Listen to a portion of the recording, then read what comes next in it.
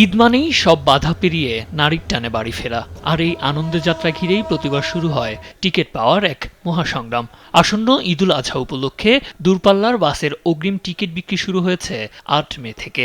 Online ও কাউন্টারে আগাম ticket বিক্রি করছে বিভিন্ন বাস কোম্পানি। তবে ঈদের এখনো বেশ কিছুদিন বাকি থাকায় কাউন্টারগুলোতে নেই চিরচেনা ভিড়। সহজেই টিকিট পাচ্ছেন যাত্রীরা। টিকিট সংকট ও ভোগান্তি এড়াতেই আগে ভাগে আসার কথা জানান তারা। আমার টিকিট পাইছি, খুব সুন্দরভাবে আসছি, আর বাড়তি ভাড়াও নেয় নাই।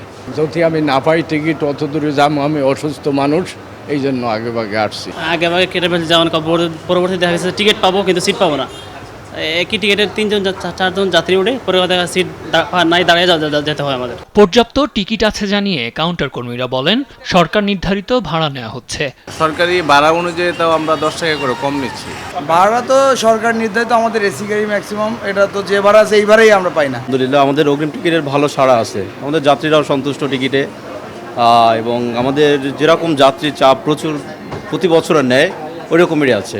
এদিকে রেলযাত্রার আগাম টিকিট বিক্রির শেষ দিন রোববার দেওয়া হয় ২৭ মে টিকিট। স্টেশন ম্যানেজার কবির উদ্দিন জানান, যাত্রী ভোগান্তি কমাতে শতভাগ অনলাইন টিকিট বিক্রি হয়েছে। এবার ঈদে 10টি বিশেষ ট্রেন চলবে। টিকিট বিক্রির শেষ দিন আজ আমরা ২৭ মে টিকিট দিচ্ছি। সকাল ৮ ঘটিকা থেকে টিকিট বিক্রি শুরু হয়েছে। সকাল ৮টা থেকে পশ্চিমাঞ্চলে টিকিট বিক্রি হচ্ছে। তো ৮টা থেকে ৯টার মধ্যে মোটামুটি অধিকাংশ টিকিটই বিক্রি হয়ে গেছে। ঈদ উদযাপনে সবাই স্বস্তিতে ঘরে ফিরবেন, এমনটাই প্রত্যাশা সবার।